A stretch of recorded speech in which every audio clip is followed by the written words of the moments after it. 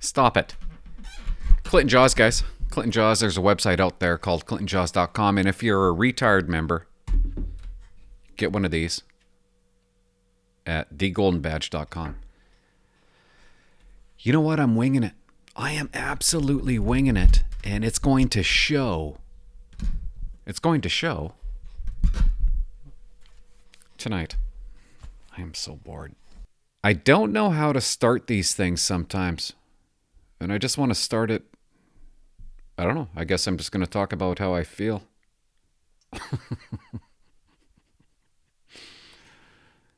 Are you bored? Okay, it's been raining since October.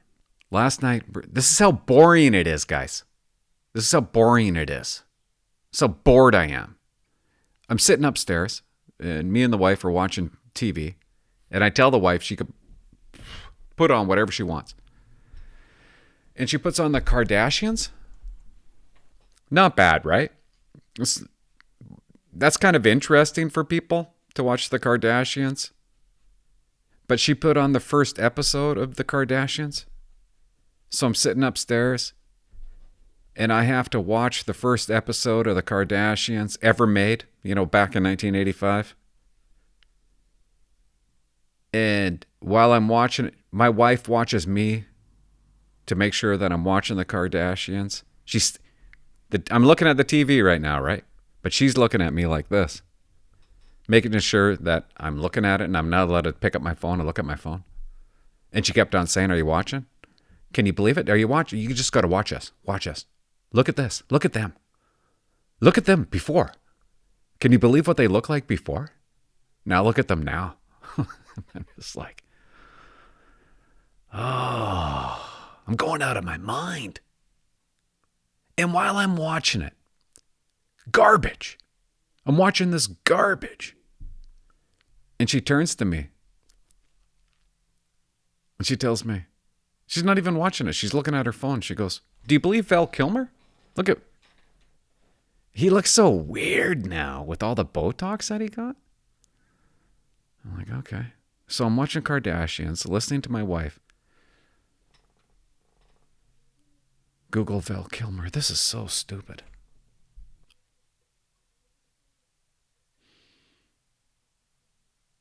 Literally bored out of my mind. Like, bored out of my mind. Everybody says to me, "Go back to work, Clint. Just go back to work." No, okay, I'll be honest with you. I'd rather be bored than going back to work. I don't mean to be sounding doom and gloom, but it's kind of like, I don't know, it's a weird time that we're going through right now. I think it's trying to get out of the pandemic, and I think that's messed with people a little bit. I wasn't going to talk about this, but maybe I'll bring it up. I'll bring up a picture.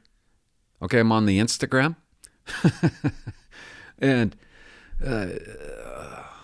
I guess my friend is Depot. Depot's my one of my friends on Instagram, and Depot posted a picture. You want to see the picture? You got to see this picture. By the way, my American fans, I know there's about 3 of you. Depot is the police boot camp, okay? That's where you become a RCMP. And Depot, their Instagram page, posts a picture of 3 people writing the RCMP midterm. See the picture? Okay, you just got to hear that. They start off by saying, "I prepared as best as I could by paying attention in class, studying my code, and sleeping as much as possible."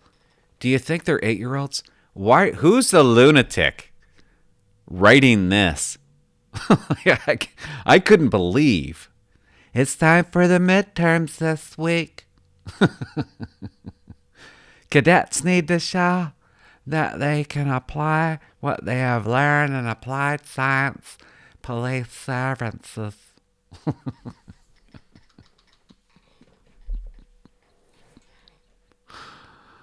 Oh my God.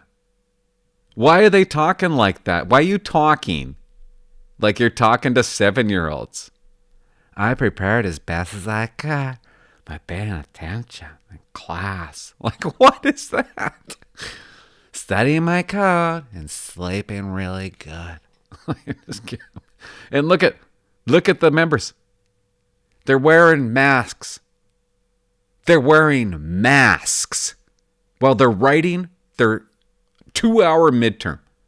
I think it's 2 hours. Mine was. You imagine sitting there. So I wrote a comment. And I put, they're wearing masks. That's insanity. Complete insanity. It was up there for about 3 hours, and then they took it down. They don't like my tone. But how stupid. Could you imagine being a depot right now? Writing the midterm exam. One of the most pivotal, important parts of becoming a police officer, an RCMP police officer. And you have to cover up your nose and your mouth while you write that exam. Want to know something about the exam? I remember the midterm exam. It took me 5 minutes to calm down. They put the exam down. They said, open her up. And my heart was going through my mind. I was combat breathing for 5 minutes. I couldn't even answer a question because I didn't want to go home. Now do that with a mask, you morons. Are you that senseless? Don't tell me you're still doing that. That's BS. No, that's torture. There's absolutely no way that you should be. Maybe they're not doing it anymore. I can't believe they did it at one point. Like, these guys are actually wearing masks while writing the most important exam of their entire lives? You can't do that to them.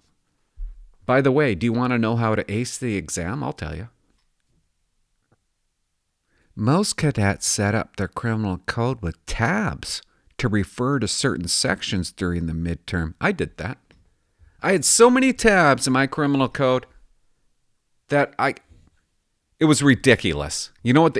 I couldn't even go through the tabs. So when a question came up on the midterm about assault, and I'm like, what section is assault? I couldn't even see because I had so many tabs. I just went to the back of the criminal code, looked under assault. Okay, that's a page number. I don't know. I don't know if that's the thing to do, is to tab your criminal code, because I tabbed it, but I never referred to the tabs. Ace your midterm. Get a hotel the week and before your midterm. Study your criminal code. Study your annotations. Study the annotations. Study causing a disturbance. Study everything. When can you cause a disturbance? Can you cause a disturbance in an apartment building? Stuff like that. The annotations actually explain it. I got a superior on my midterm. I fluked out. I didn't even finish the exam. I didn't even finish the midterm. There was about 8 questions left, and they said, 1 minute left. They didn't give me enough time to finish the midterm. And I just went, I guessed right because I got a superior. But I thought I failed it. Thought I failed the midterm. Anyways, stupid picture. I don't know why I just brought that up. I'm going to be honest with you guys right now. I don't know what to talk about. I I wrote down Twitter. I don't know why I would talk about Twitter. I bought Twitter at $50 a share. And I sold Twitter at $50 a share, thank God. Because it's now in the 30s. Elon Musk is supposed to buy Twitter. That's kind of interesting because this is why it's interesting. What's he up to? The richest man in the world, what is he up to buying Twitter? I hope he buys Twitter because he's all about free speech. He wants to release free speech. He doesn't want free speech to be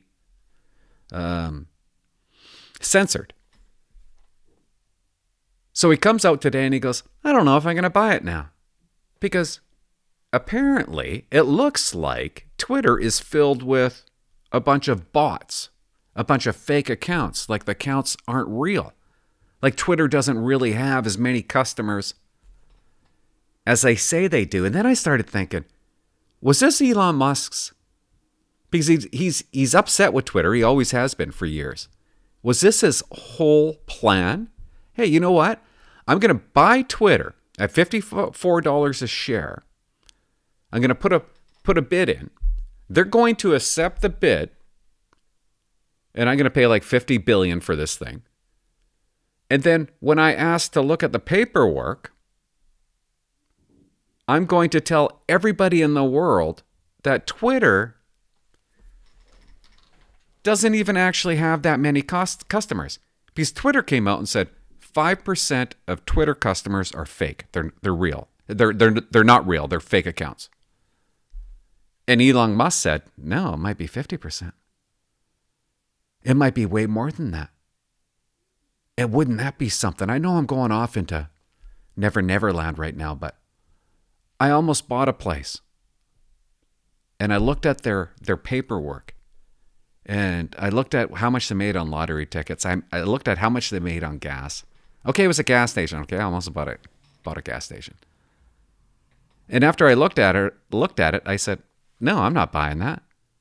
So he puts a bid in. He looks at the paperwork from Twitter.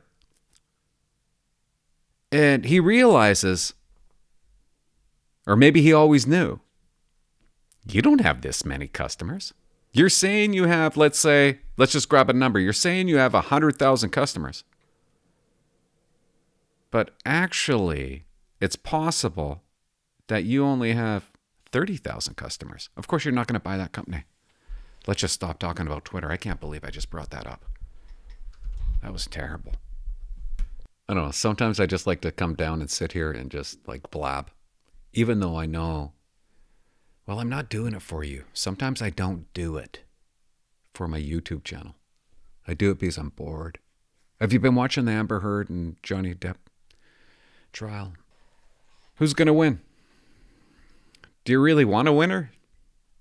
I don't even want a winner. I mean, I look at both of them as two people that threw each other around. Nobody deserves to win. And when you watch deeper into it, like everybody hates her. I don't. I oddly like her. Johnny Depp, love Johnny Depp. Like, I'm not against either of them. I hope they both walk away with nothing. And they continue.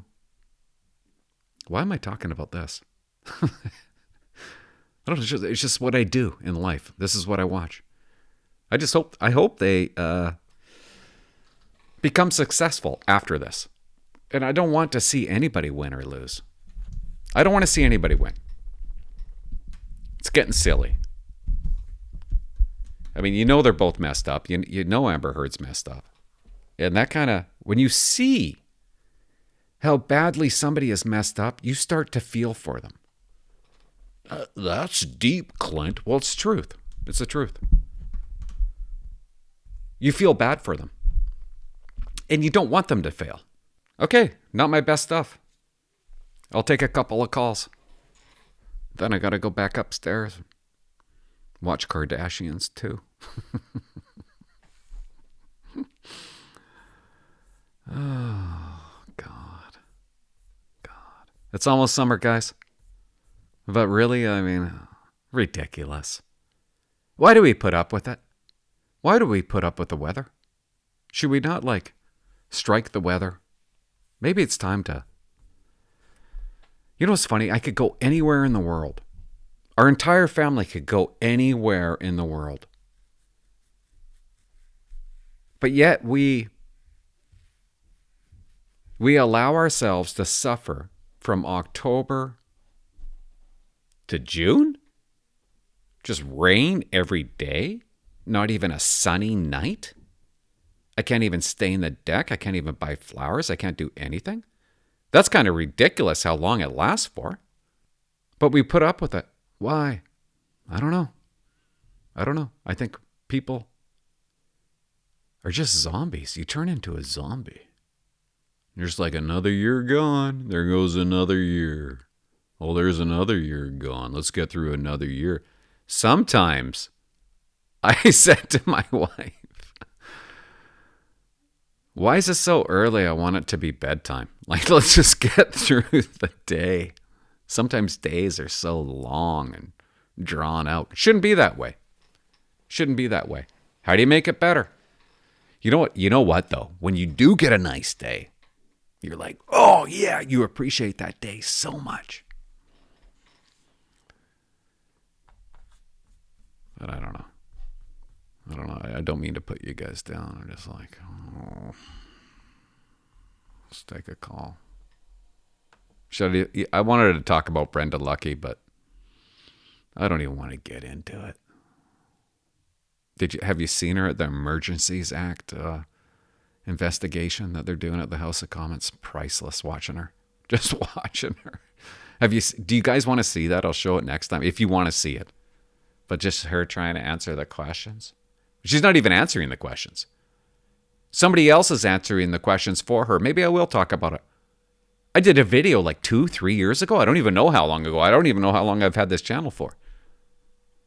She was asked about systemic racism. She couldn't answer the question. She turns to Gail. Gail? Gail? Yes, there's absolutely systemic racism. I can give you a couple of examples. Be systemic discrimination, but I'm trying to think of systemic racism. In our, we have some questions, for example, in our aptitude test. And you know what, I might refer Gail, because that is Gail's specialty in the HR world, because a lot of it has been brought out in our recruiting process. So I'll ask Gail if she can. You know, we got some questions in our aptitude test. You know, where's Gail? Where's Gail? Gail? Gail, can you help me out here? Gail? Where's Gail? Gail, can you answer it? She couldn't answer the question. She can't answer questions because she's not, I'm sorry to say.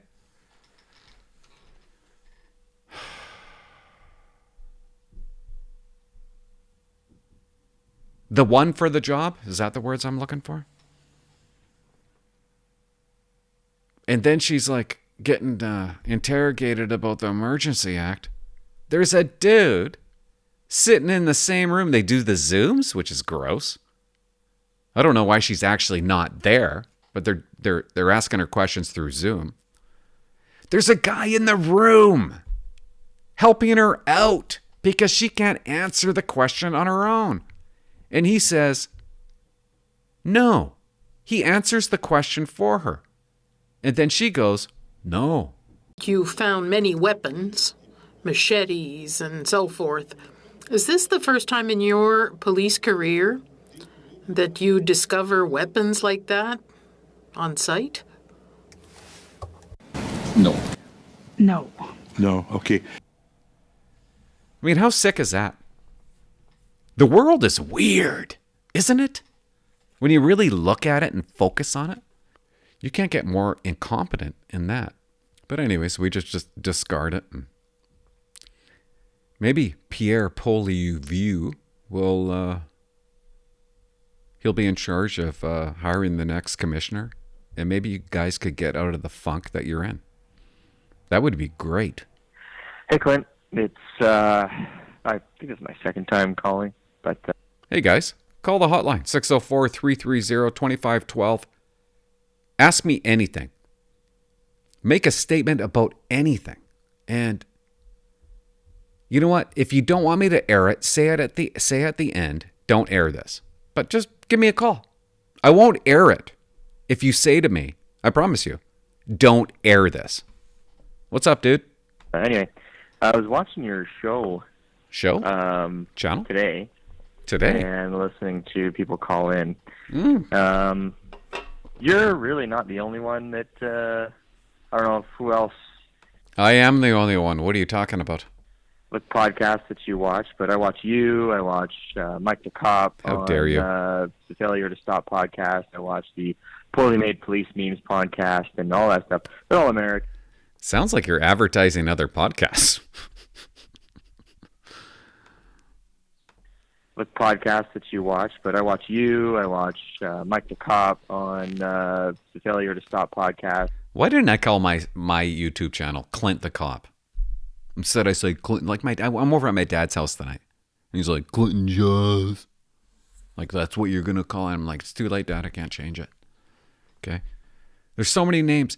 Steve Quips called his real police or something like that. Like, that's perfect. I picked Clinton Jaws. I watch the Poorly Made Police Memes podcast and all that stuff. They're all American. I watch you. You're Canadian. It's great. I'm an active member, 5 years service. He's 5 years service, guys. An active member calling me. I love everybody calling me. I especially like when active members call me. Like, he has the guts to call me. Thank you for calling. I don't know what you're going to say. I can't remember. Active member, 5 years service on my second GD post.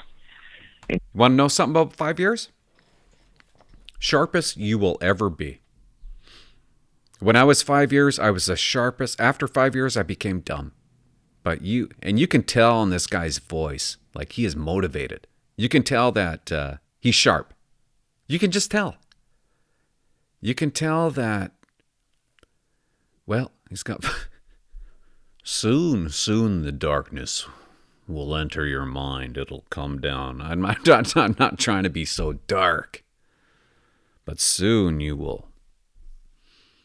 Why am I so angry?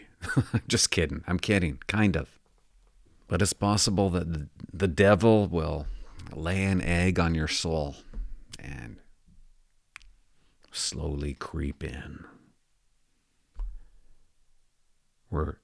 I want to ask you something. Like, you're at a point where you once had a lot of morals. How are your morals now? You know what I mean? Are they getting darker, creepier? I don't know. I got to edit all this out. It's so dumb that I'm even saying it. I just remember that after the 5 year mark, like, let's say 5 years, 6 months, I was like, I don't know, changing. It's when the change happens. It's after 5 years. It's right at 5 years. It doesn't happen to everybody. But if it's going to happen to you, that's when you start going, I don't know, a little loopy. Nothing wrong with being a little loopy, though. K Division. Anyway, so, yeah, one thing that always gets me, and those other podcasters all get the same thing as well. People just want to know what kind of experience what kind of experience do I need? Do I need this experience? What kind of job do I need? And I always get like, I always laugh because, like, people always overstress and overthink about it. As long as you're a person of good character, good morals, good ethics, it's really not hard. Like, yeah. You start out with the good morals, and then you end up with no morals. I think people overstress because, I don't know. Okay, I'm kidding. Maybe it's just the way they are, but, like, I used to work at Starbucks before the RCMP. Like, come on. That's disgusting. He became a cop after working at Starbucks. I used to work at Shaw Cable. I worked at Shaw Cable. I used to Friar John's, bake fish and chips. I used to work at Coombs Country Market. I worked at Payless, Pump Gas. But my final position, I worked at Thrifty's and Safeway. But my final position was Shaw Cable. Oh. Can you imagine a guy becomes a cop after working at Starbucks? A guy becomes a cop working at Shaw Cable. It doesn't matter where you work or who you are, really. Well, it does matter who you are. It doesn't matter where you work. Because all these people that go to Depot, they're all in the same group. They don't know how to do the job. You're not expected to know how to do the job. They will teach you how to do the job after Depot. So it doesn't matter where you work. I was there for like 2 years. Someone told me the RCMP was hiring. I worked for the military as a civilian member for 3 years. And I was like, yeah, sure, why not? I was in Army cadets when I was a teenager, so I kind of get the whole military structure thing. So why not? Hell of it, I'll apply for it. Didn't apply for any other police service, just the RCMP. Love the idea of going traveling and getting paid for it. And of course, like, you're working at Starbucks or $7.50 an hour. I don't know what they pay. Of course you're going to, why not, become a cop? Here I am. So, right on. yeah, just people need to chill, and they want enforcement experience? No, you don't. You just need to be of good moral ethics, character, and have integrity, and just be honest and truthful. So anyway, I love what you're doing. You're funny. You're sarcastic. You're an I don't know if you have to be honest and truth. Okay, of course you do, right? But when you're trying to become a cop, you want to show honesty and you want to show truth. You want to give examples of that to become a cop. and just be honest and truthful. So anyway, love what you're doing. You're funny. You're Just so you sarcastic. You're an asshole. Love it. Smart Jesus. ass. I'm the same way. An asshole. Hopefully I make it to 25 years. If not, there's always a different uniform or a different job out there. So anyway, keep it up. Bye. Damn tootin' rootin'. That's one way to look at it. That's a good way to look at it. And thanks for your call, dude. That was a good call. I enjoyed that. Hi, Mr. Jaws. I just want to say thank you. I'm Mr. Jaws. Hi, Mr. Jaws. I just want to say thank you very much for all the YouTube videos that you post. 10-4. I'm in a bit of a unique situation as I'm still a permanent resident of Canada, not a citizen yet. So You sound Australian, chappy. I've been really looking into becoming an RCMP member. I've wanted to become a cop for a lot of years, but I've always moved countries, so I finally settled into a country that I'd like to stay in. And watching your videos is really just added fuel to the fire of me becoming an RCMP member, and I'm pretty set on applying in a few years' time. Isn't that nice? My videos have, I don't know, something about fuel to the fire. I never once thought that when I started this podcast, that because people call in and they say, because I watch your videos, it's making me want to become a cop. And I don't know why. Because I'm pretty negative. Maybe it's because I tell you that I would never take anything back. It was amazing. Being a cop was amazing. Going to Depot was amazing. Wearing that uniform the first day was amazing. I drove around Duncan with the windows down so people can see me in my uniform. It was great. It felt good. Maybe not the first day, third week. Gail wouldn't let me roll down the window because it was cold. Like I did mention, I am a permanent resident, and reading online everything I can see, you have to be at least a permanent resident for 3 years or a citizen to even apply. So I have another 2 years before I can put in my first application. That just brings me into my question, just asking, if you're in a similar situation like this, like 2 years, you still have a lot of time before you can apply. What is the things that you would do and get yourself ready and prepared for your first application, also Depot? I would drink a lot of beer and I would have fun with my friends, but that's not what you're looking for. I have started running a lot. I'm fairly fit and active. Stop running. You don't have to run anymore, okay? You're good. In my general lifestyle, and I've also just taken up some extra running just to get ready for Depot. I did join a fire department around here just to help myself out and help the community. Unbelievable. So, yeah, I have asked See, you can draw from that when you go to the interview. a few cops around and asked about studies or whatever, and they said they weren't really worried about studying at all. I have looked into police foundation courses, but as someone who's pretty new to the country, it's just a little bit out of my budget to just Good. enroll and spend. It's like $17,000 for the year or whatever. It's just something that I couldn't afford. No, of course. But I was just asking anything that you would do if you still had 2 years before you could apply, or anything that would help for a guy like me that still has a few years left before that it can buff his CV up and just make sure that my first application is as good as it can be. And yeah, I'm 29 years old, so I still got some time left, but I would like to send my first CV and as soon as I hit that 3-year permanent resident. Thank you very much, and keep up the good work with the videos. Thanks, dude. Thanks so much for the call, 604-330-2512. Well, it sounds like you're ready. Really, it sounds like you're ready. It all comes down to the interview. Write a story of your life so you can answer those questions. Your biggest hurdle, I think, from hearing you, will be your interview, which you'll probably do fine at. But look up the mission statement of the RCMP. Look up the values of the RCMP. Memorize those, okay? Give examples of when you showed integrity, honesty, credibility. That's a hard one to say. And I'm not drunk. It's my first nude. Give examples of that.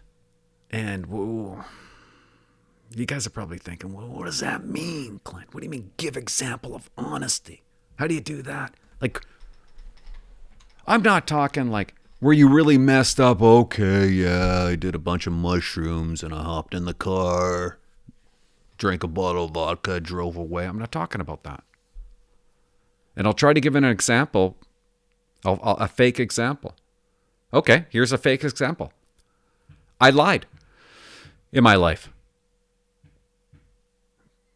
I woke up too late to go to Coombs Country Market to flip burgers. And I know it's going to get big trouble from the boss.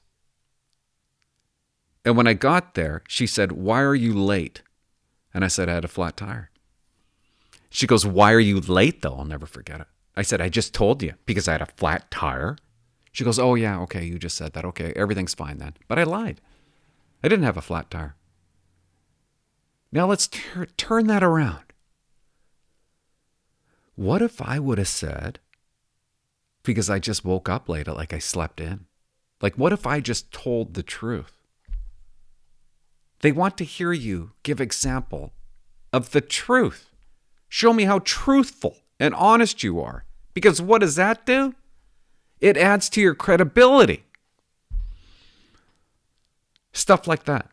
I'm not telling you to pick the most outrageous example. I mean, everybody and their dog, you know, I don't know. I'm not going to say any more about this. But thanks for your call, and it's probably the worst podcast I've ever done in my entire life. Oh, well. If you listen to the end, subscribe. Thanks, guys. Bye-bye.